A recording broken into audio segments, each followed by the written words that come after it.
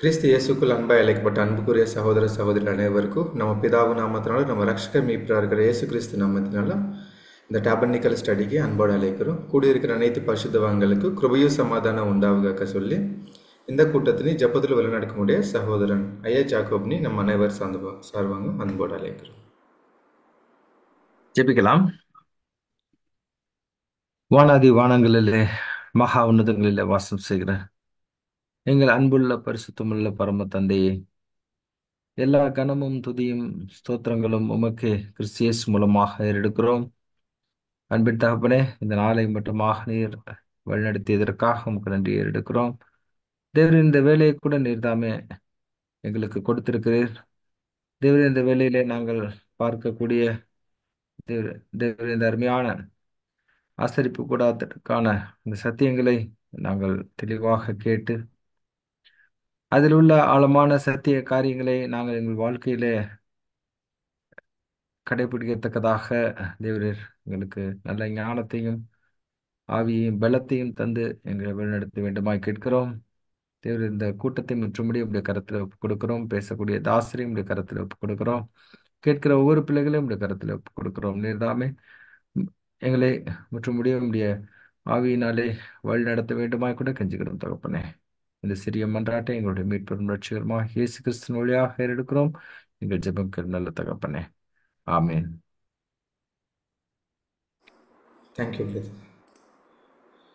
அன்புக்குரிய சகோதர சகோதரிகளே, நம்ம கடந்த வாரம் கிருபாசனம் பற்றி நம்ம தியானிச்சிட்டோம். அதில் நம்ம தெரியும், இந்த பிரதான ஆசிரியர்கள் வருஷத்துக்கு ஒரு தடவை அந்த பலி கொடுத்துட்டு அது மேலே ரத்தம் தெளிக்கிறது நம்ம பார்த்தோம். அதனால அவங்களுக்கு வருஷத்துக்கு ஒரு தடவை அவங்க செஞ்சின பாவத்துக்காக மீட்பு கிடைச்சிச்சு, அதுக்கு கிருபை அவங்க பெற்றுக்கொண்ட மாதிரி நம்ம பார்த்தோம்.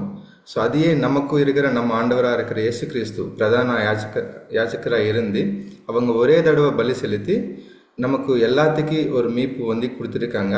ஆனாலும் நம்ம பார்த்தோம், அதோட கிருபை தேவன்கிட்ட அளவில்லாமல் இருக்குது. ஆனால் அது நமக்கு எல்லாரும் உலக ஜனங்கள் எல்லாரும் பெற்றுக்கொள்ள முடியல. அதோட நிறைவு நமக்கு சபையோட தேவனுக்கு கீழ்ப்படி அதுக்கு தக்க மாதிரி நடந்தாதான் அதோட நீதி நிறைவேற்கப்படும். அதுக்காக அங்கே இருந்த 2 கெரூபுகள் ஏக்கமாக அந்த கீழே பார்த்துட்டே இருக்கிறாங்க, அந்த நீதி எப்போ சரியாகுமோ அப்படி. ஸோ ஒன்ஸ் அது சரியாயிடுச்சுன்னா நமக்கு உலகம் எல்லாருக்கும் அந்த கிருபை கிடைக்கும் அப்படி பார்த்தோம். ஆனால் மகா தேவன் கிருபையினால நமக்கு இந்த ஓட்டத்துக்கு நமக்கு அவங்களோட சமாதானம் அப்படிப்பட்ட ஒரு அளவில்லாமல் ஒரு சமாதானம் நமக்கு கொடுத்துருக்காங்க.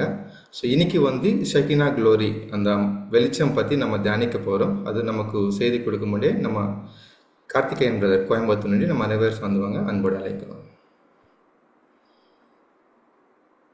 Thank you brother. அன்புக்குரிய சகோதர சகோதரிகளே, இந்த நாளுக்குரிய ஒரு தேவ செய்திகளாக நம்ம கடந்து செல்லலாம். தேவ சமூகத்தில் மிகவும் அன்பாய் கூட்டிச் சேர்க்கப்பட்ட அன்புக்குரிய சகோதர சகோதரிகளே, உங்கள் யாவருக்கும் நம்முடைய பிதாவாகிய தேவனுடைய நாமத்தினாலும் நம்முடைய ஆண்டவராகிய இயேசு கிறிஸ்துவினுடைய நாமத்தினாலும் கிருபையும் சமாதானமும் உண்டாவதாக என்ற அன்பின் வாழ்த்துக்களை முதலாவது உங்களோருக்கும் தெரிவித்துக் கொள்கிறேன். தேவனுடைய ஒரு பெரிதான கிருபையினாலே இந்த ஒரு நாளிலும் கூட இந்த ஒரு இணையதளத்தின் வாயிலாக நாம் அனைவரும் இணைந்து இந்த ஒரு மகத்துவமுள்ள ஒரு சத்திய பாடங்களை எல்லாம் தியானிக்கும்படியாக தேவன் பாராட்டின மாபெரும் கிருபைக்காக நம்முடைய ஆண்டவராகிய இயேசு கிறிஸ்துவின் வழியாக நாம் ஆயிரம் துதி சொஸ்தங்களை நாம் எடுத்துக்கொள்வோம். அன்புக்குரிய சகோதர சகோதரிகளே, கடந்த வாரம் ஒரு சில ஒரு டெக்னிக்கல் ஃபால்ட் ஆயிடுச்சு என்னுடைய சிஸ்டத்துல. அதனால நம்ம அந்த கடைசியில் அந்த எண்டு பார்ட்ல அநேகரால அதை முழுமையாக அதை கிரகிச்சு கொள்ள முடியல, புரிய முடியல. சகோதரர் குறிப்பிட்டிருந்தாங்க. கடந்த வாரம் நம்ம பார்த்த இந்த ஆசரிப்பு கூடாரத்தினுடைய பகுதியில நம்ம பார்க்கும் பொழுது என்ன ஒரு உடன்படிக்கை பெட்டி அதான் நம்ம தொடர்ந்து பார்த்து கொண்டு வர்றோம். அந்த உடன்படிக்கை பெட்டியில அநேக விஷயங்கள் அங்க இருக்கிறத நம்ம கவனிக்கிறோம். அதுல விசேஷமா நம்ம பார்க்கும்போது இந்த கிருபாசனத்தை குறித்து நம்ம கடந்த வாரங்களை நம்ம தியானிச்சிருந்தோம். கிருபாசனம் அப்படின்னு சொல்லி பார்க்கும்போது இந்த கிருபாசனம் அப்படிங்கிற இந்த ஒரு காரியம் தான், அதாவது உடன்படிக்கை பெட்டியை மூடி வைக்கப்பட்டிருக்கூடிய ஒரு ஒரு தட்டு போல ஒரு அமைப்பு இருக்கும். அந்த தட்டு போல அமைப்பு மாத்திரமல்ல, அதுல 2 கேருபீன்களும் அங்க இருக்கிறத பார்க்கிறோம். அது செய்யும் பொழுதே அந்த உடன்படிக்கை பெட்டியின் மேல் இருக்கக்கூடிய அந்த கிருபாசனத்தை செய்யும் பொழுது எப்படி செய்யறாங்க அப்படின்னா, தங்கத்தால் செய்யறாங்க.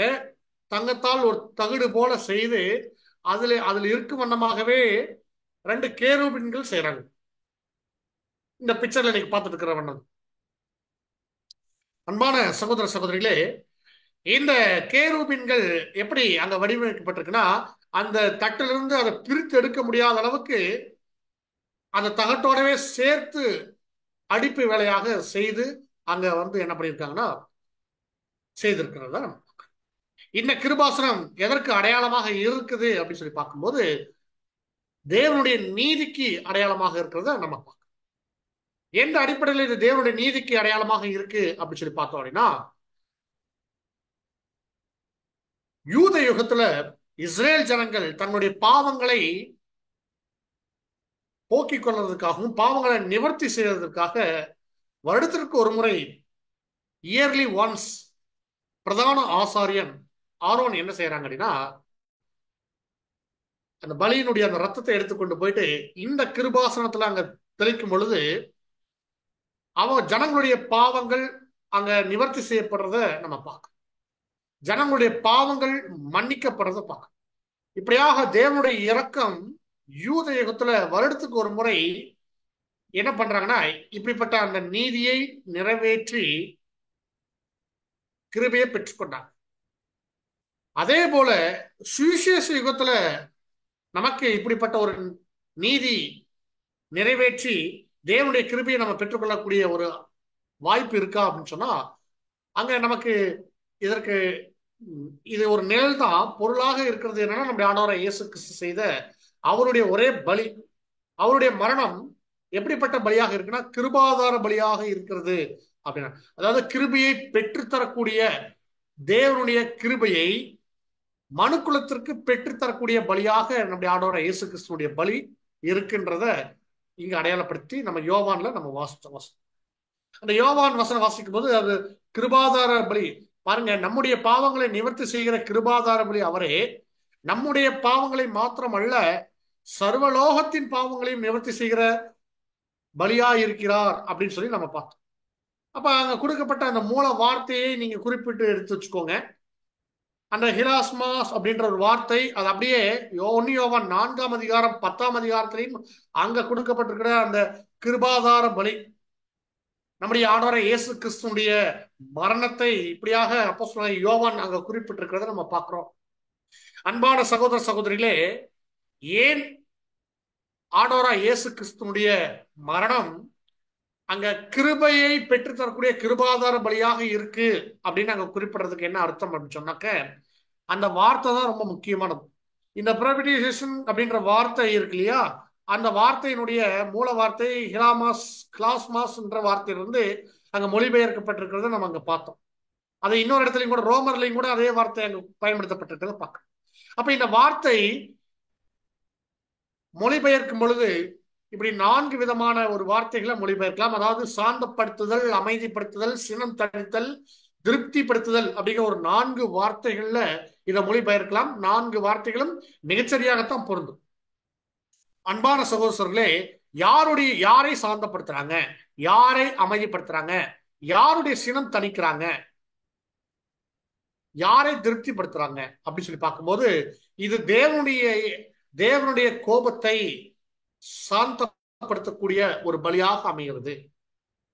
இதற்கு நம்முடைய சகோதரர் ரொம்ப அருமையான ஒரு விளக்கம் கொடுத்திருந்தாங்க. எப்படி விளக்கம் கொடுத்திருந்தாங்க அப்படின்னு சொன்னாக்க, தேவன் இரக்கத்தில் ஐஸ்வர்யம் உள்ளவர்.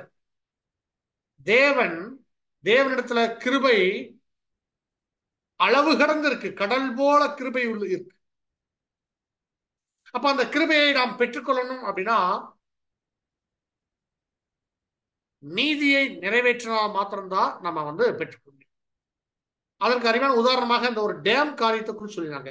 இப்ப டேம் நிறைஞ்சு என்ன இருக்கு அப்படின்னா தண்ணீர் இருக்கு. அந்த தண்ணீர் பயன்பாட்டுக்கு வரணும் அப்படின்னா இங்க தடுத்து வைத்திருக்கக்கூடிய இந்த மதகு வழியாகத்தான் அது அப்ப இந்த மதகை திறக்கணும் அப்படின்னா மதகுதான் நீதி வச்சுக்கோங்க. அப்போ தேவனிடத்துல இரக்கம் இருக்கு, நிறைய இருக்கு. தேவனிடத்துல கிருபை இருக்கு. அந்த தேவனுடைய கிருபையை ஒருவர் பெற்றுக்கொள்ளணும்னா, நீங்களோ நானோ தேவனிடத்துல அந்த கிருபையை பெற்றுக்கொள்ளணும்னு சொன்னாக்க, நாம் நீதியை நிறைவேற்றினா மாத்திரம்தான் அந்த மதகு திறக்கப்படுது. தேவனுடைய கிருபைன்ற மதகு திறக்கப்படுது.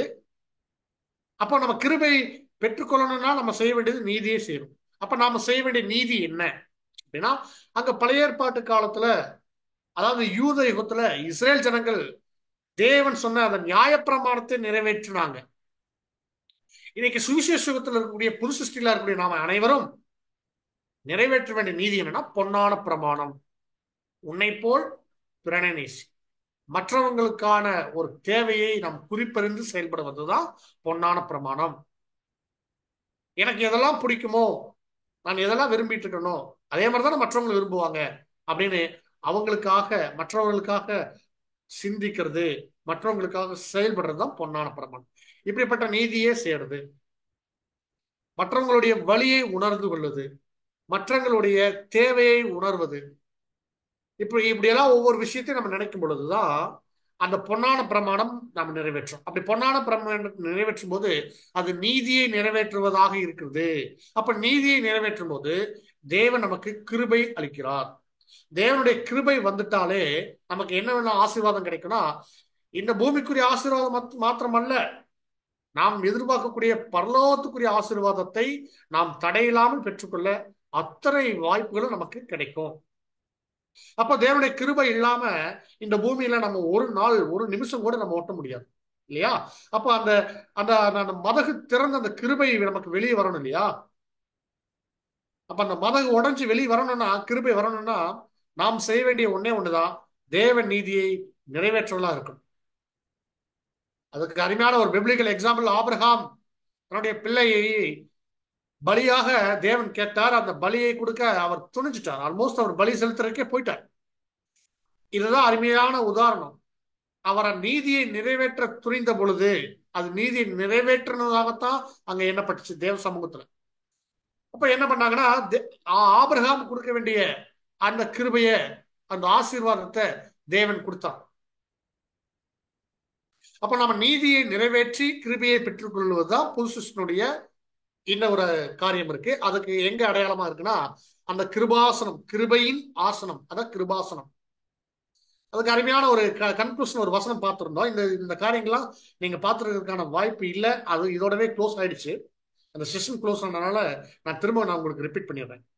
ஒரு வசனம், இந்த வசனத்தை சகோதரி நீங்க வாசிக்க முடிஞ்ச வாசிச்சிருங்க சகோதரி. சங்கீதம் 85:10-11. 85ஆம் சங்கீதம் வசனம் 10 முதல். கிருபையும் சத்தியமும் ஒன்றையொன்று சந்திக்கும், நீதியும் சமாதானமும் ஒன்றையொன்று முத்தம் செய்யும்.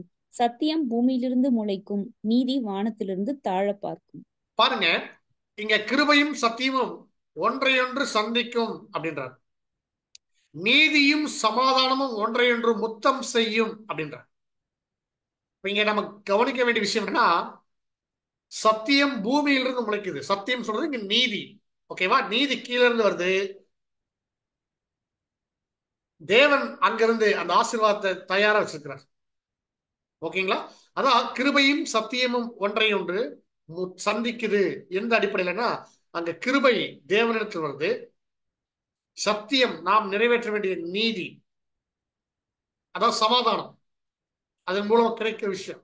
பாருங்க அன்பான சகோதரர்களே, இங்க நீதியும் சமாதானமும் ஒன்றையொன்று முத்தம் செய்யுதுன்னு சொல்றாங்க இல்லையா? அதற்கு அருமையான ஒரு விளக்கம் கூட கொடுத்துருந்தாங்க. நீதினா என்ன அப்படின்னா, நீதி என்பது சத்தியத்தின் செயற்களம். அதாவது சத்தியம் கிரியை செய்யும் இடத்துக்கு பேர் தான் நீதி. நாம் படிக்கிற, நாம் கேட்கிற, நம்ம பேசக்கூடிய சத்தியம், அது பேச்சளவில் இல்லாம அது ஒரு செயல் வடிவத்துக்கு வரும் பொழுது அதான் நீதியை நிறைவேற்றுறதுன்னு சொல்றாங்க. டெஃபினேஷன் நீங்க நல்லா குறிப்பிடுத்துக்கோங்க, ரொம்ப முக்கியமான பாயிண்ட். ஓகேங்களா? சமாதானம் என்பது தேவன் நமக்கு ஒரு பெரிய ஒரு இரக்கம் கொடுக்கிறார் இல்லையா? அந்த இரக்கம், அந்த அன்பின் ஊற்றிடம். இன்னும் சொல்ல போனா, இரக்கம் மற்றும் அன்பு கிரியை செய்யும் இடம். இரக்கமும் அன்பும் கிரியை செய்யும் இடம் தான் நமக்கு ஒரு தேவ சமாதானத்தை அங்க கொடுக்குது. அன்பான சகோதர சகோதரர்களே, இந்த கிருபாசனத்துல நமக்கு இருக்கக்கூடிய ஒரு விஷயம் என்னன்னா, இந்த ஒரு ஆசீர்வாதம் அங்கிருந்து தான் நமக்கு வருதுன்றது இதான் நம்ம கடந்த வாரங்கள் நம்ம பார்த்தோம். கிருபாசனம் அப்படின்னு சொல்லி பார்க்கும்போது, இந்த கிருபாசனம் அப்படின்னு சொல்லி பார்க்கும்போது, இந்த இந்த இடம் தான் கிருபாசனம். அங்கிருந்துதான் நமக்கு தேவன் எல்லா ஆசீர்வாதத்தையும் கொடுக்குறாங்க. காரணம், அது தேவன் வாசம் பண்ணக்கூடிய இடமாக இருக்கு. கிருபையின் ஆசனம் அப்படின்னு சொல்லி பார்க்க. சரிங்க, அன்பான சகோதர சகோதரர்களே, இப்ப நம்ம இன்னைக்கு அதனுடைய தொடர்ச்சியாக இன்னைக்கு நம்ம பார்க்கக்கூடிய ஒரு பாடம், இன்னைக்கு இருக்கக்கூடிய இந்த சப்ஜெக்டுடைய டாபிக்கா நம்ம செக்கினா ஒளி அப்படின்னு நம்ம வச்சிருக்கோம். அது என்ன செக்கினா ஒளி? செக்கினா, இதை பத்தி அநேக வார்த்தைகள் நம்ம கேட்டு, ஒரு ஆச்சரியமான ஒளி, இது ஒரு அற்புதமான ஒரு வெளிச்சம். இந்த வெளிச்சம் எங்கிருந்து வருது அப்படின்னா, பொதுவா எந்த ஒரு வெளிச்சமும் பாருங்க, நம்ம வீட்டுல லைட் இங்க வெளிச்சம் இருக்கு. இந்த வெளிச்சம் எங்கிருந்து வருது? இந்த லைட்ல இருந்து வருது. இங்கிருந்து ஒரு வெளிச்சம் வருது, இது இந்த லைட்ல இருந்து வருது. சரி, டே டைம்ல ஒரு வெளிச்சம் வருது என்டையர் வேர்ல்டுக்கு, அது சன்ல இருந்து வருது, சூரியன்ல இருந்து அந்த வெளிச்சம். இரவு நேரத்துல ஒரு வெளிச்சம் வருது, அந்த வெளிச்சம் எங்கிருந்து வருது? மூணுல இருந்து வருது, நிலா, சந்திரன். இப்படியாக சூரியன், சந்திரன் இதெல்லாம் வெளிச்சம் கொடுக்கக்கூடிய இடமாக இருக்குது. அதுக்கான சோர்ஸா நம்ம பார்க்கணும். ஆனால் இந்த ஆசரிப்பு கூடாரத்திற்குரிய மகா பரிசுத்தலத்துல இந்த உடன்படிக்கை பெட்டியின் மீது ஒரு மேகம் போன்ற ஒரு நிழலிட்டு அதுல ஒரு அற்புதமான ஒரு வெளிச்சம் வருது. அந்த பிரகாசம் அந்த மகா பரிசுத்தலத்தை நிறைஞ்சு இருக்கிறத பார்க்க. இந்த செக்கினா ஒளின்னு இதுக்கு பேர் சொல்றாங்க. இந்த செக்கினா அப்படின்னா,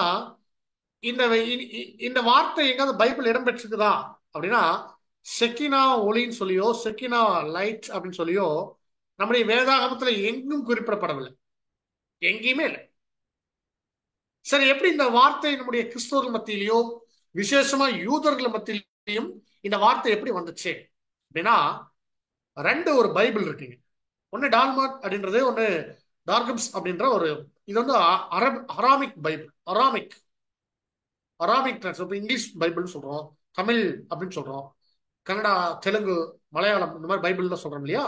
அதே மாதிரியான அராமிக் மொழியில மொழிபெயர்க்கப்பட்ட பைபிள்கள்ல இந்த வார்த்தை இடம்பெற்றிருக்கிறத சொல்லி, அப்ப இந்த வார்த்தையை பயன்படுத்தி 1ஆம் நூற்றாண்டுகள்ல அநேக யூதர்களும் அப்புறம் கிறிஸ்தவர்கள் உருவானாங்க இல்லைங்களா? அந்த கிறிஸ்தவர்கள் அவங்களுடைய வழக்கத்துல இந்த செக்கினா அப்படிங்கிற வார்த்தை பயன்படுத்தப்பட்டது.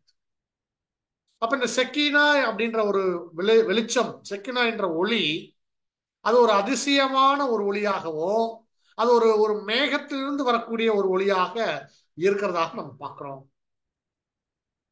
பாருங்க அன்பான சகோதரர்களே, இதை குறிச்ச வசன பகுதிகளை நம்ம வாசிக்கும் போது எங்க வாசிக்கலாம்னா, யாத்ராகமம் 40ஆம் அதிகாரம் 34 இருந்து வாசிக்கும் சகோதரி. யாத்ராகமம் 40ஆம் அதிகாரம் வசனம் 34 முதல். அப்பொழுது ஒரு மேகம் ஆசரிப்பு கூடாரத்தை மூடினது, கர்த்தருடைய மகிமை வாசஸ்தலத்தை நிரப்பிற்று.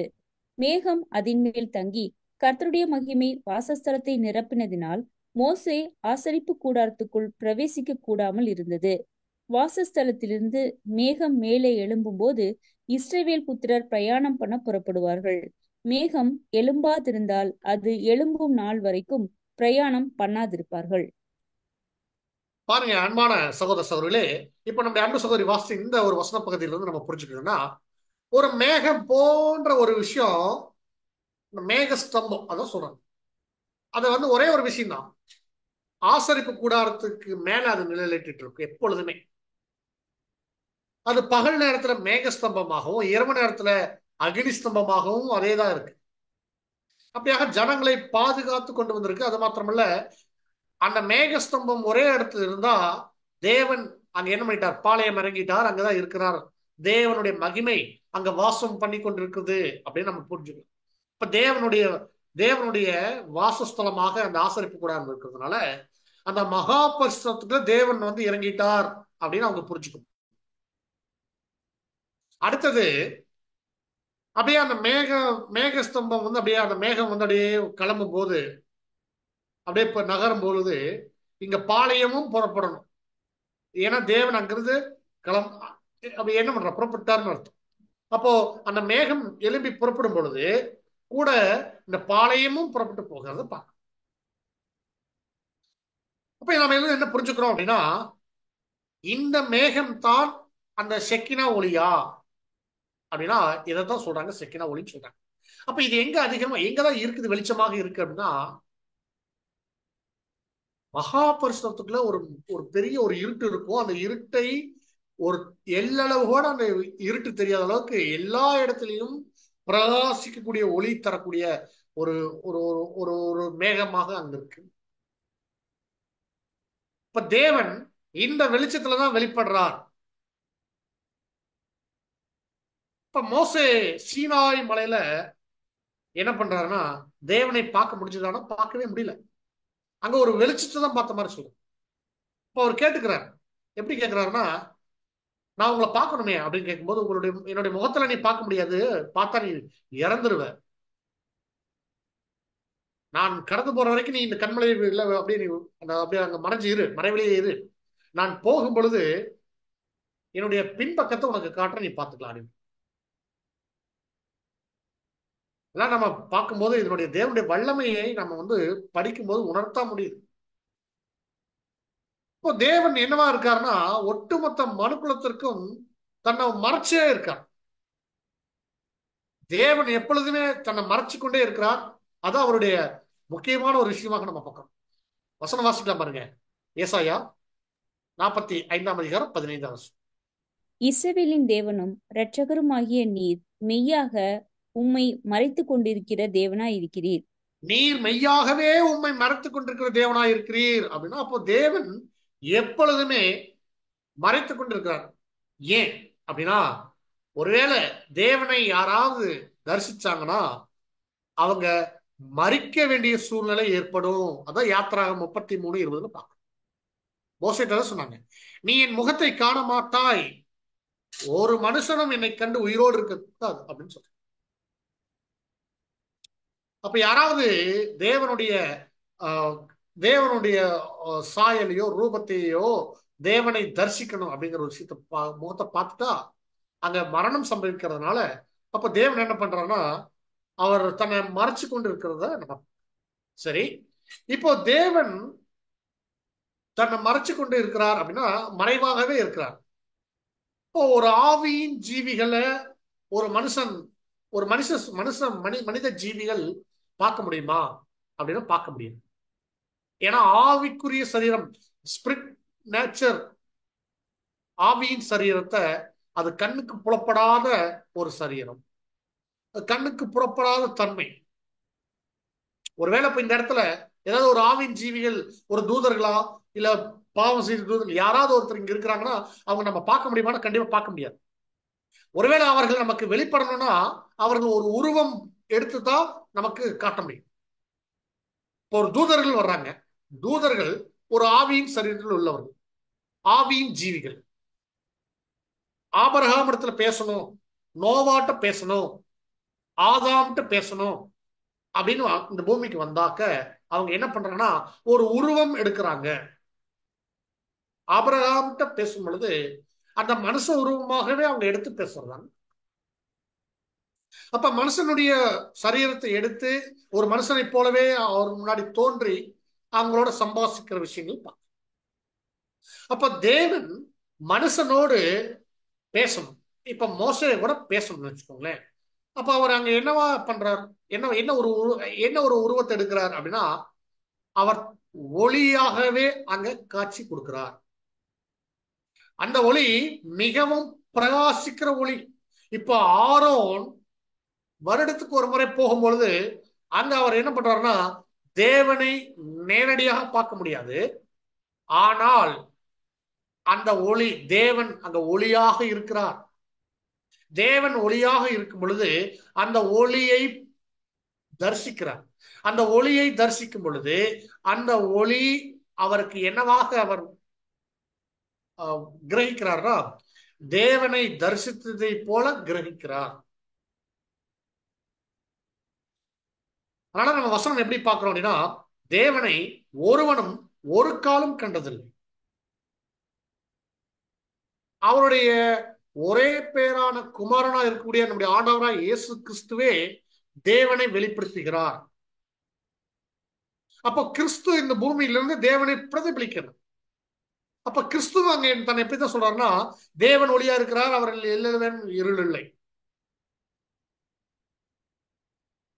இப்போ கிறிஸ்து இந்த பூமிக்கு வரணும்னா கூட அவரும் ஒரு அந்த லோகாஸ் அப்படிங்கிற அந்த ஒரு நிலையிலிருந்து, ஆவியின் நிலையிலிருந்து இந்த பூமிக்கு மனுஷ நிலை எடுத்துதான், ஒரு மனுஷனுடைய சரீரமாக மனுஷனாக பிறந்துதான் இங்க வர்றார். அப்பதான் அவர் மனுஷர்களோட வாழ முடியும், மனுஷர்களோட பேச முடியும், இவரை எல்லாரும் பார்க்க முடியும். எல்லோரும் தேவகுமாரனை பார்க்கணும் இல்லையா? அப்ப தேவகுமாரனை பார்க்கணும்னா அவர் மனுஷனுடைய உருவத்திலேயே வந்து இந்த பூமியில இருந்து அநேக காரியங்களை இங்க பேசி சம்பாதித்து, அப்புறம் நிறைய விஷயங்கள் ஊழியங்களை செய்து, அவர்களுக்காகவே வாழ்ந்து அவர்களுக்காகவே மறிச்சுட்டு, அப்புறம் திரும்ப உயிர்த்தெழுந்து ஆவின் சரீரத்தில் உயிர்த்தெழுந்து திரும்ப பரலோகம் போறோம். இதுதான் தேவனுடைய நீதியா இருக்கு. தேவன் இதைத்தான் செய்யறதாக நம்ம ஒரு சின்ன ஒரு பேசேஜ் வாசிக்கணும். சகோதரி நீங்க வாசிக்க முடியுமா பாருங்க. இது 5வது வால்யூம்ல இருக்கக்கூடிய ஒரு பேராகிராஃப், தமிழ் ஆக்கம் நான் உங்களுக்காக போட்டிருக்கிறேன். வாசிக்க முடியுமான்னு பாருங்க சகோதரி. Yes brother. என்னை கண்டவன் பிதாவை கண்டான் என்று இயேசு கூறிய வார்த்தைகளின் மூலம் நாம் என்ன புரிந்து கொள்ள வேண்டும் என்று விரும்புகிறார். இதன் மூலமாக இயேசு மனிதன் ஆவியின் ரூபத்தில் உள்ளவைகளை ஒருபோதும் காண இயலாது என்பதை நாம் புரிந்து கொள்ள வேண்டும் என்பதையே விரும்புகிறார். அப்போஸ்தலனாகிய யோவான் வெளிப்படுத்தினார் என்று கூறி அப்போஸ்தலனாகிய யோவான் அதற்கு சாட்சியாக, தேவனை ஒருவனும் ஒரு காலும் கண்டதில்லை, பிதாவின் மடியில் இருக்கிற ஒரே பேரான குமாரனே அவரை வெளிப்படுத்தினார் என்று கூறுகிறார். ரோதர்ஹாம் மொழிபெயர்ப்பின்படி யோவான் 1:18. மோசேயிடம் கர்த்தர் என்னை கண்டு ஒருவனும் உயிருடன் இருக்க முடியாது என்று கூறியதை யாவரும் விளங்கிக் கொள்ள வேண்டும் என்று கர்த்தர் விரும்புகிறார். தேவன் தம்மை மனுக்குலத்திற்கு காண்பிக்க வேண்டுமேயானால் தமது ஆவிக்குரிய மகிமையை அவர்கள் காணும்படி அவர்களது கண்களை அதிசயிக்க விதமாக திறக்க வேண்டும், அல்லது மகிமை பொருந்திய தம்முடைய ரூபத்தை மகிமையற்ற மாமிசீக நிலைக்கு தம்மை தொடும்படியாகவும் பார்க்கும்படியாகவும் மாற்றிக்கொள்ள வேண்டும். பரிபூரண மனிதன் அதர்சனமான தேவனுடைய பரிபூரண சாயலாக இருக்கிறான். ஆகவே இதை காட்டிலும் சிறந்த கருத்து எதுவும் இருக்க முடியாது. பாருங்க. Thank you sister, thank you so much. பாருங்க அன்பான சகோதரர்களே, தேவன் அவருடைய நீதி அப்படித்தான் இருக்கு, வேற ஆப்ஷனே இல்லை அவருக்கு. அப்போ பாவத்தில் இருக்கக்கூடிய, பாவ நிலைமையில் இருக்கக்கூடிய இந்த மாமிசத்தில் இருக்கக்கூடிய மனுஷர்கள் பரிபூர்ணத்தில் இருக்கக்கூடிய ஆவியின் ஜீவிகளை, ஆவிக்குரிய நிலைமையில் இருக்கக்கூடிய தூதர்களையோ, தேவகுமாரனா இருக்கக்கூடிய ஆண்டவர் இயேசு கிறிஸ்துவையோ இல்ல தேவனையோ ஒருபோதும் தரிசிக்க முடியாது. அவர்களாக ஒருவேளை வரணும்னா என்னதான் வன்மை ஆகணும்னா இப்படிதான் இந்த நிலை எடுத்து ஆகும். அந்த ஒரு மகிமையின் நிலையிலிருந்து பரிபூர்ண நிலையிலிருந்து அபூர்ண நிலைமைக்கு அவர்கள் தானாக வந்து என்ன பண்றாங்க அப்படின்னா இங்க வரணும். இதெல்லாம் ஒரு பெரிய ரிஸ்க். நம்ம நிறைய பார்த்துருக்கோம், இதை குறிச்செல்லாம் நிறைய படிச்சுட்டோம். இன்னைக்கு அந்த டாபிக் இல்லை, பட் இருந்தாலும் இங்க தேவன் அங்க எப்படி அங்க ஒளியாக வாசம் பண்றார் அப்படிங்கிறத நம்ம குறிப்பிடும் போது அங்க ஒளி கூட அவருடைய நேச்சரா நம்ம பார்க்கணும். எப்படி அந்த நேச்சரா பார்க்கணும் அப்படின்னா, அவர் அங்க வாசம் பண்ணிட்டு இருக்கிறதுக்கு அந்த ஒளிதான் சாட்சி. தேவன் அந்த இடத்துல மகாபரிசுத்தத்துல வாசம் செய்து கொண்டிருக்கிறார். உடன்படிக்கை பெட்டியின் மீது அவர் வாசம் செய்கிறார், கிருபாசனத்தின் மீது அவர் வாசம் செய்கிறார் அப்படிங்கிறதுக்கு இதுவே சாட்சி அப்படின்னு தான் நம்ம நினைக்கிறோம். ஒரு வசனம் வாசிக்கணும். சங்கீதம் 80:1 வாசிங்க சகோதரி. இஸ்ரவேலின் மேய்ப்பரே, யோசேப்பை ஆட்டு மந்தையை போல நடத்துகிறவரே, செவிகொடும். கேருபீன்கள் மத்தியில் வாசம் பண்ணுகிறவரே, பிரகாசியும். பாருங்க, கேருபீன்கள் மத்தியில் வாசம் பண்ணுகிறவரே பிரகாசியும். அப்போ இங்க நம்ம பாக்குறோம், இந்த சங்கீதத்தை 80:1 குறிப்பிடுற கேருபீன்கள் மத்தியில் அப்படின்னா 2 கேருபீன்கள், அந்த 2 கேருபீன்கள் மத்தியில அங்க வாசம் பண்ணக்கூடிய தேவன், அந்த இஸ்ரேலின் தேவன் சொல்லக்கூடிய நம்முடைய தேவன் எங்கதான் இருக்கிறார் அப்படின்னா அங்க பிரகாசமாக இருக்கிறார். அப்ப பிரகாசிக்கிறார் அப்படின்னு சொன்னாக்க அங்க நம்ம பாக்குறோம், இங்கிலீஷ்ல கூட நமக்கு தெரியும், பிட்வீன் தி கேருபீன்ஸ் அப்படின்னா அதுதான் தேவன் வாசம் பண்ணக்கூடிய இடம். அநேகரும் நம்முடைய சகோதரர் கூட ஜெபங்கள் பண்ணும்போது எப்படி ஜெபம் சொல்லுவாங்கன்னா, துதிகளில் மத்தியில் வாசம் பண்ணுகிற தேவன் அப்படின்னு தான் சொல்லுவாங்க. இப்போ இந்த ஒரு உடன்படிக்கை பற்றி நம்ம பார்த்தோம். அடையாளமாக இருக்கிறது எதுக்கு அடையாளமா இருக்குன்னா, மகிமையடைந்த கிறிஸ்துவுக்கும் மகிமையடைந்த பரிசுத்தவான்களா இருக்கக்கூடிய சபை வகுப்பாருக்கும் அடையாளமாக இருக்கிறதா இந்த உடன்படிக்கை பெட்டி. அப்படின்னா இந்த உடன்படிக்கை பெட்டி முழுக்க இதெல்லாம் சேர்ந்து ஒரு எல்லாமே மகிமையடைந்த நிலைமை. அப்ப மகிமையடைந்த நிலைமை தான் எது அடையாளப்படுத்துதுன்னா, ஒருத்தர் தேவனை தரிசிக்கணும்னா எங்கிருந்து தரிசிக்க முடியாது. இந்த பாவ நிலைமையிலிருந்து தேவனை தரிசிக்க முடியாது. அப்போ ஒரு மகிமை அடைஞ்சதுக்கு அப்புறம் தான் தேவனை தரிசிக்க முடியும் இல்லையா? அதனாலதான் நம்ம மகா பரிசுத்தம் அப்படிங்கிறது கடைசி திரையை கடந்து உள்ள வந்துடணும். அப்படின்னா நம்முடைய மரணத்துக்கு பிற்பாடு இப்ப நம்ம என்னவா இருக்கிறோம் அப்படின்னா, இப்ப நம்ம வந்து ஒரு புது சிருஷ்டியாக இந்த பலியின் ஜீவித்தில் இருக்கிறோம். நமக்கு ஒரு நாள் மரணம் வரும். அந்த மரணம் தான் நம்முடைய ஓட்டத்தினுடைய நிறைவு. அப்ப மரணத்துக்கு பிற்பாடு நாம் ஒரு சபை வகுப்பாராக சபையாயிட்டோம் அப்படின்னா தேவன் அந்த மகிமையை நமக்கு கொடுத்துருவாங்க. எப்படி கிறிஸ்துவ கொடுத்தாரோ அதே மாதிரி மகிமை நமக்கு கிடைச்சு. அப்ப அந்த மகிமை கிடைக்கும் பொழுது அந்த ஒளி நமக்கு என்னவா இருக்கும் அப்படின்னா தேவனை தரிசிக்கும். அதனால நம்ம நிறைய இடத்துல வசனம் வசிக்கிறோம். பரிசுத்தம் இல்லாமல் தேவனை தரிசிக்க முடியாது. அப்ப தேவனை தரிசிக்கக்கூடிய ஒரே வகுப்பார் யாரு அப்படின்னா நாம. அப்போ தேவனை தரிசிக்கும் போது எப்படி இருப்போம்? அவர் இருக்கிற வண்ணமாகவே நாம் இருப்போம். அப்ப தேவன் எப்படி இருக்கிறார் அப்படின்னா தேவன் ஒளியாக இருக்கிறார். அப்ப தேவன் ஒளியா இருக்கிறாருன்னா நாம என்ன செய்யணும், என்னதான் புரிஞ்சுக்கணும் அப்படின்னா அதே ஒளி நம்மிடத்திலையும் இருக்கணும். அதே ஒளிதான். தேவன் எப்படி ஒளியா இருக்கிறாரோ அந்த ஒளி அது வந்து ஒரு கேரக்டரை அடையாளப்படுத்துது. ஒளி அப்படின்னா அது சத்தியம். சத்தியம் சொல்லிட்டாக்க பொய் அப்படிங்கிறது ஒரு துளிப்படம் இல்லாத நிலைமை, இருள் இல்லாத நிலைமை. அப்ப தேவன் ஒளியாக இருக்கிறார் அப்படிங்கும் போது அது ஒரு பிரகாசிக்கக்கூடிய ஒரு நிலைமை, ஜொலிக்கக்கூடிய ஒரு நிலைமை. அது அப்படியே கிறிஸ்துவும் அதை பெற்றுக்கொண்டிருந்தார், சபையும் அதை பெற்றுக்கொள்ள இருக்கு. சகோதரி வாசிங்க. இது வந்து ஒரு ரீஃபரன்ஸ் நம்பர் 5306ல ஒரு பகுதி. இது அப்படியே நம்முடைய இந்த ஆசரிப்பு கூடாரத்துடைய காரியத்தை குறித்து சகோதரி எழுதுன அவருடைய கருத்து. இந்த ஷெக்கினா ஒளியும் இந்த உடன்படிக்கை பெட்டியின் மீது இருக்கக்கூடிய காரியத்தை குறித்து சகோதருடைய கருத்து. நம்முடைய மூத்த சகோதரர் சார்லஸ் ஜே ரசல் அவங்களுடைய கருத்தை இங்க நம்ம டிரான்ஸ்லேட் பண்ணி போட்டிருக்கிறோம். நீங்க வாசிங்க சகோதரி. ஏறத்தாழ 1 வருடமாக இஸ்ரவேலர்கள் சீனாய் மலையில் தங்கியிருந்தனர். இது ஆயத்தம் பண்ணுவதற்கான ஒரு காலமாக இருந்தது. எகிப்தில் இருந்த சூழ்நிலையை பார்க்கிலும் அவர்களுடைய புதிதான சூழ்நிலைகள் மிகவும் வேறுபட்டதாக இருந்ததின் விளைவாக இஸ்ரவேல் ஜனங்கள் முக்கியத்துவம் வாய்ந்த பாடங்களை கற்றுக்கொண்டு வந்தனர். ஆசரிப்பு கூடாரம் அமைப்பதற்கான பாகங்கள் ஆயத்தமாக்கப்பட்டு அது இடமாக அமைக்கப்பட்டது. ஆசரிப்பு கூடாரத்தின் மீது அதன் உச்சியில் தங்கியிருந்த மேகஸ்தம்பம் மூலமாகவும் இரவு வேளையிலே அதன் உச்சியில் தீப்பந்தம் போன்ற ஒரு சுடரொளி உண்டாயிருந்ததன் மூலமாகவும் தேவன் அதில் இருக்கிறார் என்பது அடையாளப்படுத்தப்பட்டது. மோசே மற்றும் ஆரோன் தங்களுக்கு ஸ்லாக்கியமாக கிடைக்கப்பெற்ற பணிகளில் ஒன்று சேர்ந்து செயல்பட்டதால் அவர்களால் மட்டுமே ஆசரிப்பு கூடாரத்தின் உட்புறத்தில் இருந்த தேவனுடைய பிரசனத்தை காண முடிந்தது. தேவன் கிருபாசனத்தின் மீது தங்கியிருந்த மகிமையான செக்கினாவின் பிரகாசத்தின் மூலம் அடையாளப்படுத்தப்பட்டார். Thank you sir. இப்போ நம்ம புரிஞ்சு கொள்ள வேண்டிய விஷயம் என்ன அப்படின்னா, இதுக்கான விளக்கம் கூட நான் உங்களுக்கு சுருக்கமா சொல்லிடுறேன். எப்படி அந்த இஸ்ரேல் ஜனங்களுக்கு இந்த ஒளி அவங்க அடுத்த கட்டத்துக்கு போறதுக்காகவும் அவங்க என்ன செய்யணும் என்ன செய்யக்கூடாதுங்கிற ஒரு தேவன் ஞானம் அவங்களுக்கு கிடைச்சதுக்கும் அநேக விஷயங்கள் இந்த ஒளிதான் காரணமா இருந்துச்சு.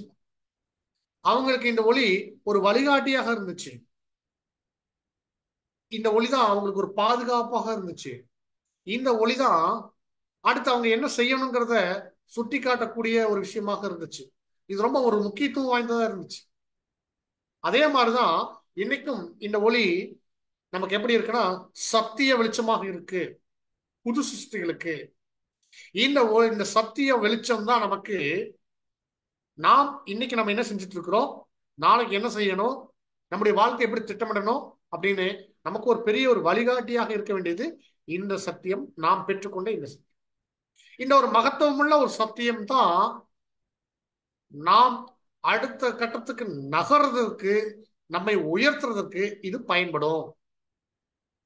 அங்க மோசேயும் ஆரோனும் இந்த வெளிச்சத்தை வச்சுதான் ஜனங்களை வழிநடத்துறாங்க. அவர்களும் அந்த ஆவிக்குரிய ஒரு வளர்ச்சியில இருந்தாங்க. தேவனை தரிசிக்கிற விஷயத்துல, அதாவது அந்த பிரசன்னத்தோடு இருந்தாங்க. இன்னைக்கு மோசேவும் ஆரோனும் கிறிஸ்துவுக்கும் சபைக்கும் அங்க நம்ம நிழலா பார்க்கலாம். மோசே கிறிஸ்துவுக்கும் ஆரோன் சபைக்கும் அடையாளமாக நம்ம வச்சுக்கலாம். அந்த ஆவியில நிறைஞ்சிருக்கிறதா ஆவியில் ஜெனிப்பிக்கப்பட்ட நிலைமையை அடையாளப்படுத்துது. நாம் எப்ப ஒளியாக இருக்கிறோம் அப்படின்னா, ஒளி அப்படிங்கிறது நம்முடைய வாழ்க்கையில ஒரு ஸ்பார்க். அதான் ஆவியில் ஜெனிப்பிக்கப்பட்ட நிலைமை. நாம் இந்த உண்மையான சத்தியத்தை கேட்டு தெரிந்து கொண்டதுக்கு அப்புறம் அந்த சத்தியத்துல நம்ம வேரூன்றி நிக்கிறோம். நமக்குள்ள கரு உருவாகுது. நம்ம ஒரு வசனம் வாசிக்கிறோம் இல்லைங்களா, ஜலத்தினாலும் ஆவியினாலும் பிறக்காவிட்டால் தேவனுடைய ராஜ்யத்துல பிரவேசி. அப்போ ஜலத்துல பிறந்தாச்சு, அடுத்து ஆவியில பிறக்கணும். ஆவியில பிறக்கிறதுனா என்ன அப்படின்னா, இந்த ஆவியில ஜெனிப்பிக்கப்படுறது நமக்குள்ள நடக்கிறது. அது ஆரம்பம் தான். அதனுடைய எண்டு முழுமையான ஒரு நிலைமை, பரிபூர்ண நிலைமை, அதை நம்ம எட்டிட்டோம். இந்த ஆவியில ஜெனிப்பிக்கப்பட்ட நிலைமையில நாம என்ன பண்ணோம்னா, அந்த கிறிஸ்துவை முழுமையா பிரதிபலிக்கிறது. கிறிஸ்து எப்படி தேவனை பிரதிபலித்தாரோ, அப்ப நாம என்ன பண்றோம், கிறிஸ்துவையும் தேவனையும் முழுமையாக பிரதிபலிக்கக்கூடிய நிலைமை தான் நம்முடைய அந்த எண்டு. அதான் மகிமை அடைந்த நிலைமை. எப்படி தேவன் ஒளியாக இருக்கிறார் அப்படின்னு சொல்லி பார்க்கிறோமோ, அதே போல தேவன் இந்த பூமிக்கு அனுப்பின அவருடைய குமாரனும் ஒளியாக இருக்கிறத நம்ம பார்க்கிறோம். வசனம் எப்படி இருக்குன்னா, யோவான் 1:1 உலகத்திலே எந்த மனுஷனையும் பிரகாசிக்கிற ஒளியே அந்த மெய்யான ஒளி. யார் அந்த மெய்யான ஒளி? நம்முடைய ஆண்டவர் இயேசு கிறிஸ்து. இயேசு கிறிஸ்து இந்த பாவியாக இருக்கக்கூடிய நம்மை பாவத்திலிருந்து நம்ம மனம் திரும்பி பரிசுத்தம் ஆயிட்டு அப்படியே கொஞ்சம் கொஞ்சமா பரிசுத்தமாயி ஒரு பரிபூர்ண நிலை அடையணும். அப்ப நம்ம என்ன ஆகிறோம், முழுமையாக அந்த ஒளியை. அதான் எப்படின்னா வசனம் இயேசு, அதாவது யோவான் 8:12 நான் உலகத்திற்கு ஒளியாயிருக்கிறேன், சொல்லிட்டேன். என்னை பின்பற்றுகிறவன் இருளில நடவாமல் ஜீவ ஒளியை அடைந்திருப்பான் என்றார். அப்படின்னா நாம் சத்தியவான்களாக சத்தியத்தை படித்து சத்தியத்தின்படி நம்ம நடக்க ஆரம்பிச்சிட்டோம் அப்படின்னாலே நாம் ஒளியாயிட்டு இருக்கிறோம்னு அர்த்தம். இருளா இருந்தோம், இப்போ ஒளியா மாறிட்டு இருக்கு. அதனாலதான் பேதுரு சொல்லும்போது எப்படி சொல்றாருன்னா, எங்க இருந்தோம், பாளையத்துக்கு புறம்பே அப்படின்னா ஒரு கார் இருள் இருந்தோம், ஒரு அந்தகார இருள் இருந்தோம். இப்போ ஆச்சரியமான ஒளியின் இடத்திற்கு வர்றோம். எப்படி? பாளையத்துக்கு அந்த பக்கம் இருந்து அப்படி பிரகாரத்துக்கு பிரகாரத்திலிருந்து பலிபீடம், அப்புறம் தண்ணீர் தொட்டி, அப்புறம் பரிசுத்தலம். பரிசுத்தத்துல 3 விஷயங்கள், குத்துவிளக்கு, அப்போ தூபபீடம், அதெல்லாம் தாண்டி அடுத்த திரையும் கடந்தது மகா பரிசுத்தத்துக்கு வரும்பொழுதுதான் அந்த ஆச்சரியமான ஒளி இடத்துக்கு நம்ம வர்றோம். அந்த ஒளியோட ஐக்கியமாகிறோம். தேவனுடைய பிள்ளைகள் ஒளியில ஐக்கியமா இருக்கிறதுனா என்ன, ஒளியாக இருக்கிறதுனா என்ன, இந்த பூமிக்கு வெளிச்சமாக இருக்கிறதுனா என்ன அப்படின்னா, நம்முடைய குணலட்சணங்கள்ல நம்ம இருக்கு. அநேக சகோதரிகள் உண்டு, நம்ம நிறைய பார்க்கிறோம். இது முடியாத விஷயம்லாம் இல்லை. நமக்கு முன்னாடி நிறைய மூத்த சகோதரர்கள் சகோதரிகள் அநேக நம்மளுடைய உடன் சகோதர சகோதரிகள் நமக்கு நிறைய விஷயங்களை நமக்கு சொல்லி கொடுத்துட்டே இருக்கிறாங்க. எப்படி நம்ம ஒளியா இருக்கிறது அப்படின்னா இது ஒரு வகையான பயிற்சி. எப்படி நம்ம பயிற்சி எடுக்கணும் அப்படிங்கும்போது இது ஒரு சின்ன ஒரு எக்ஸ்பெரிமெண்ட்ல நான் சொல்ல முடியும் பாக்குறேன். ஒருவேளை இது ஜூம் கிளாஸ் அப்படிங்கிறனால சில விளக்கங்கள் நான் கொடுத்தா நீங்க நல்லா உன்னிப்பா கவனிச்சா மாத்திரம் தான் புரிஞ்சுக்கணும். ஒரு டார்ச் லைட் இருக்கு வச்சுக்கோங்க. என்னோட கையில ஒரு லைட் இருக்கு. அந்த டார்ச் லைட் எடுத்து நான் இப்படி வெளிச்சு நான் இந்த தரையில ஃப்ளோர்ல இப்படி அடிக்கிறேன். அது ஒரு சின்ன ரவுண்டா வெளிச்சம் விழுகுமா? அப்படியே அந்த லைட் அப்படியே நான் மேலோக்கி இப்படி தூக்குறேன். அந்த ரவுண்டு பெருசாகுமா?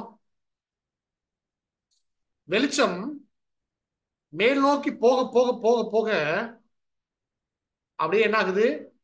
அதனுடைய சர்க்கிள் பெருசாகுது. பூமிக்கு ஒரு வெகு நெருக்கத்தில் இருந்தோம்னா, இந்த உலகத்தோட ஒட்டி இருந்தோம்னா வெளிச்சம் தெரியவே தெரியாது, இல்ல குறைவா இருக்கும் அப்படி வச்சுக்கலாம். நாம பூமியை விட்டு கொஞ்சம் கொஞ்சமா விலக விலக விலக விலக அந்த ஒளி என்ன ஆகுது? அப்படியே எக்ஸ்பெண்ட் ஆகுது. அந்த லைட்டு அந்த ரவுண்ட் சர்க்கிள் அப்படியே பெருசா. இப்ப தேவன் எங்க இருக்கிறார்? தேவன் எங்கேயோ இருக்கிறார், மேல இருக்கிறார், உயரத்தில் இருக்கிறார். அதனாலதான் அவர் சர்வலோகத்திற்கும் மாத்திரமல்ல அண்ட சராசரத்திற்குமே அவர் வெளிச்சம் தரக்கூடிய தேவனாக இருக்கிறார். கிறிஸ்து அப்படியே இன்னும் உயர்ந்துட்டார். அவருடைய கேரக்டர்ல, அவர் நீதியை நிறைவேற்றதுல அப்படி உயர உயர உயர உயர அவர் பூமிக்கே வெளிச்சமா இருக்கிறார். கிறிஸ்து போன அதே பாதையில் நாமும் பயணிக்கும் போது நாமளும் உயர உயர உயர நாம் பூமிக்கு நாமளும் ஒரு வெளிச்சம் கொடுக்கக்கூடியவர்களா இருக்கும். நாம எந்த அடிப்படையில் வெளிச்சமா இருக்கிறோம் அப்படின்னா கிறிஸ்து போலவே நல்ல குணலட்சணங்கள் காட்டுறதுல, நீதியை நிறைவேற்றுறதுல, தேவனிடத்துல ஒரு பக்தி வைராக்கியமா இருக்கிறதுல, நம்ம எல்லாவற்றிலும் நாம் இருக்கும்போது நாம் வெளிச்சம். தேவன் என்ன செய்யறாராம ஒரு இருளுள்ள ஒரு ஸ்தலத்துல பிரகாசிக்கிற ஒளியாத்தான் வைக்கிறார். ஒவ்வொரு புது சிருஷ்டிகளையும். ஒவ்வொரு உதாரணத்துக்கு ஒரு சகோதரனும் ஒரு சகோதரி வச்சு, இப்போ ஒரு சகோதரர் ஒசூர்ல இருக்கிறாங்க, ஒரு சகோதரி இல்ல ஒரு சகோதரன் கரூர்ல இருக்கிறாங்க, இல்ல தஞ்சாவூர்ல ஒரு சகோதரி இருக்கிறாங்க, சகோதரர் இருக்கிறாங்க, இல்ல கோயம்புத்தூர்ல ஒரு பிரதர் இருக்கிறாங்க. நம்ம ஏதோ ஒரு எடுத்து வச்சுப்போம். தேவன் நம்மை ஒரு இடத்துல வச்சிருக்கிறார் அப்படின்னா காரணம் இல்லாம வைக்கல. நாம் வெளிச்சம் கொடுக்கணும். அப்ப நம்ம வெளிச்சம் கொடுக்கணும்னா நம்மளை சுத்தி இருட்டு இருக்குன்னு அர்த்தம். அப்போ இருளுள்ள ஸ்தலத்துல நம்ம பிரகாசிக்கக்கூடிய ஒளியாக தேவன் நம்மளை வைக்கிறார். ஆனா நம்ம எந்த அளவுக்கு நம்ம ஒளி கொடுக்கிறோம் அப்படிங்கும் போது, இப்போ நான் ஒரு சில கேரக்டர் காட்டும் போது, நான் இப்ப என்னோட வீடு வச்சுக்கோங்க, என்னோட அப்பா அம்மா இல்ல என்னோட மனைவி குழந்தைகள் அப்படின்னு ஒரு குடும்பம் இருக்கு வச்சுக்கோங்களேன். அந்த குடும்பத்துல நான் நல்லொழுக்கத்தோட ஒரு ஒரு ஒரு தேவன் எதிர்பார்க்கக்கூடிய அந்த டிசிப்ளின்ல நான் ஒரு வாழ்க்கை நடத்திட்டு இருக்கிறேன் அப்படின்னா அந்த குடும்பத்திற்கே நான் வெளிச்சமா இருக்கேன். என்னுடைய வெளிச்சத்துல அந்த குடும்பம் என்னுடைய வெளிச்சத்தை பார்த்து அந்த வீடு முழுக்க பிரகாசமா இருக்கும். இதே அப்படியே எக்லிஷியால நான் இருக்கிறேன் அப்படின்னா அந்த எக்லிஷியா முழுக்க வெளிச்சம் இருக்கு. அப்படியே நம்முடைய நம்ம இருக்கக்கூடிய ஸ்ட்ரீட்டு, அந்த ஸ்ட்ரீட்ல ஒரு 100 வீடு இருக்கு. எல்லாருக்கும் நம்ம தெரியும். எப்படி தெரியும்? ரொம்ப நல்லவர் அப்படின்னு நம்ம நற்சாட்சி வாங்கி இருக்கிறோம். அப்ப அந்த தெருவுக்கே நம்ம வெளிச்சம் கொடுக்கிறோம், அந்த ஊருக்கே வெளிச்சம் கொடுக்கிறோம். இப்படிதான் தேவன் வைக்கிறார், அப்படியே கொஞ்சம் கொஞ்சமா கொஞ்சம் கொஞ்சமா. மனுஷர் நம்முடைய நற்கிரிகளை பார்த்து பரலோகத்தில் இருக்கிற தேவனை மகிமைப்படுத்துறாங்க அப்படின்னாலே தேவன் என்ன பண்றார்? சந்தோஷப்படுறார். நம்முடைய பிரகாசம் அப்படியே பிரைட்னஸ் கூடுது. அப்படி பிரைட்னஸ் கூடுறதுதான் ஷெக்கினா.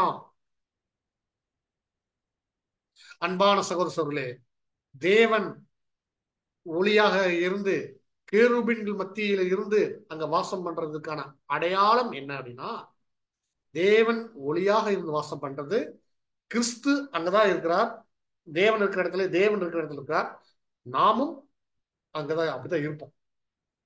அப்படி நம்ம இருக்கக்கூடிய அந்த இடம் அங்கதான் இருக்கிறதுனால நாம் வாழக்கூடிய இந்த வாழ்க்கையிலேயே நம்ம எப்படி இருக்கிறோம்னா ஒளியா. நீங்க சார்ட் ஆஃப் ஏஜஸ்ல பாத்தீங்கன்னா அப்படியே உயர்ந்த போற மாதிரி இருக்கும். முதல்ல அப்படியே 6ல இருந்தோம் மரண நிலைமையில, அப்புறம் எண்ணுக்கு வர்றோம்.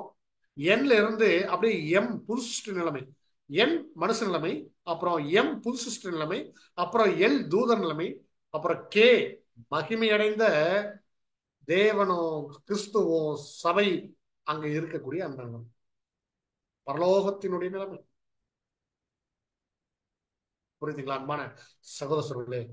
அந்த மகிமையின் ஒளி, அதான் ஷெக்கினா அப்படின்னு சொல்லி நம்ம, அது தேவன் தன்னுடைய குணலட்சணத்துல மாறாத இருக்கிறதுனால அந்த ஒளி அவர்கள் அப்படின்னு நினைச்சு, கிறிஸ்துவும் அதே போல இருக்கிறதுனால நாமளும் ஜெயம் கொண்டு, எப்படி கிறிஸ்து பிதாவின் சிங்காசனத்துல உட்கார்ந்தாங்களோ, பிதாவின் சிங்காசனம் அதான் கிருபாசனம், கிருபையின் ஆசனம், அதை ஒரு ஆளுகை செய்யக்கூடிய இடம். அந்த இடத்துக்கு நாமளும் போக போறோம். அப்படின்னா நாமளும் அதே குணலட்சணத்தை நமக்குள்ளேயும் கொண்டு வரணும். அது ஒரு நாள்ல நடக்கிற விஷயம் இல்ல, நாள்தோறும் நம்ம நடப்பிக்கக்கூடிய விஷயம். தேவன் அதற்கான எல்லா பலத்தையும் நமக்கு கொடுக்குறாங்க, இது போன்ற சத்தியத்தின் வாயிலாக அப்படின்னு சொல்லி நாம் நிறைவு செய்யறோம். பொறுமையோட கேட்ட உங்களுடைய தேவன் தாமே ஆசீர்வதித்து. Thank you brother. அன்புக்குரிய சகோதர சகோதரிகளே, ஷெக்கினா க்ளோரி அந்த வெளிச்சம் பற்றி நம்ம தியானிச்சிட்டோம். ஸோ இப்படிப்பட்ட மேன்மையுள்ள சத்த வச்சனம் கொடுத்த பிதாவான தேவனுக்கும் நம்ம ரட்சக மீட்பராக இருக்கிற இயேசு கிறிஸ்துவிலே நன்றிகள் எடுத்துக்கிறோம். அது தூத்து கொடுத்த நம்ம அன்பு சகோதரனுக்கு நம்ம அனைவர் சொந்தமாக நன்றி செலுத்துக்கிறோம். பொறுமையோடு கேட்ட அனைவரும் தேவன் ஆசீர்வதிப்பாக. உங்களுக்கு எத்தனை கருத்துக்கள் இருந்தால் நீங்கள் ஜெபம் முடிச்சதுக்கு அப்புறம் அட்மிட் பண்ணிட்டு சகோதரனை கேட்கலாம். இப்போது இனவின் இணைய கீதங்கள் படிக்க முடிய. இரவின் இனிய கீதங்கள். தீங்கு நாளிலே இவைகளை நீங்கள் எதிர்க்கவும் தேவனுடைய சர்வாயுதத்தையும் எடுத்துக்கொள்ளுங்கள். எபேசியர் 6:13. யுத்தத்திற்கு அல்லாமல் எவரும் கேடயம் பிடிக்க மாட்டார்கள். கேடயத்தை பிடிக்க வேண்டும் என்றால் யுத்தம் வரும் என்று எதிர்பார்க்கிறவர்கள் இருக்க வேண்டும். ஒருவன் சிலுவையின் போர் வீரராக இருக்க வேண்டும் என்றால் அவனுக்கு இருக்க வேண்டிய விசேஷமான போர் ஆயுதம் ஆவியின் பட்டயம். இந்த ஆவியின் பட்டயத்தை உபயோகிக்கிறது அவருடைய பலமும் விசுவாசமும் ரூபகரப்படும்.